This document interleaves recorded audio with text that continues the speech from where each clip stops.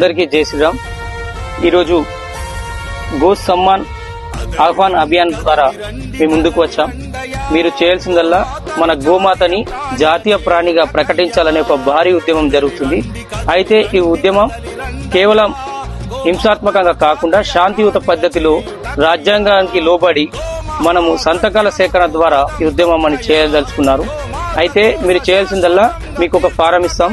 ఇక్కడ పేరు, mobile number, వారి సంతకం. ఇలా జాతీయ ప్రాణిగా ఎవరెవరు కోరుకుంటున్నారో మన గోమాతని ఎంతమందికి ఆ ఆశ ఉందో వాళ్ళందరూ ఈ అభియాన్ కు మీ పేరు మరియు మొబైల్ నంబర్ సంతకం ఇవ్వాల్సి ఉంటుంది.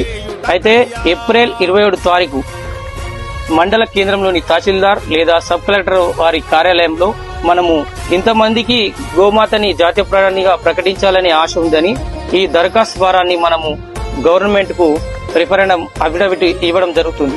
కావున మిత్రులారా, ఈ గోమాతని మనము 33 కోట్ల దేవతలకు నిలయమైన ఈ గోమాతని మన హిందూ ధార్మిక దానికి ఒక చిహ్నంగా ఉంటుంది. కాబట్టి దీన్ని మనం కాపాడుకోవడానికి ఇది ఒక సరైన మార్గం.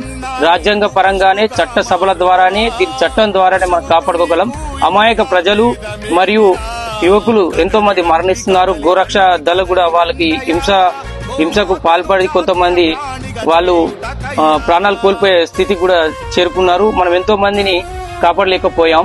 కాబట్టి మిత్రులారా, దీనికి చట్టం ద్వారా రక్షణ కల్పించినట్లయితే మనకు మన హిందూ ధర్మాన్ని మరియు మన గోమాతను రక్షించుకునే అవకాశం ఉంటుంది.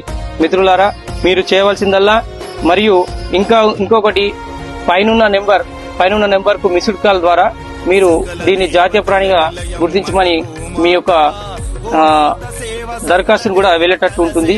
కాబట్టి మిత్రులారా, మర్చిపోవద్దు. 27వ తారీఖు శాంతిపూర్వకంగా అందరూ గోమాతని జాతీయ ప్రాణిగా కోరుకునే ప్రతి ఒక్కరూ ఈ ఉద్యమంలో పాల్గొనాలి. శాంతిపూర్వకమైన ర్యాలీ, ఎలాంటి నినాదాలు చేయకుండా, ఎవరికి వ్యతిరేకంగా నినాదాలు చేయకుండా కేవలం శాంతిపూర్వకంగా గోమాతను తీసుకొని మండల కేంద్రంలోని తహసీల్దార్ లేదా సబ్ కలెక్టర్ వారికి దరఖాస్తు ఇచ్చి మన కోరికని వారికి ప్రభుత్వానికి నివేదించవలసిందిగా కోరుతున్నాం. జై శ్రీరామ్. దీనికి ప్రతి ఒక్కరూ సహకరించగలరని మనవి చేస్తున్నాం.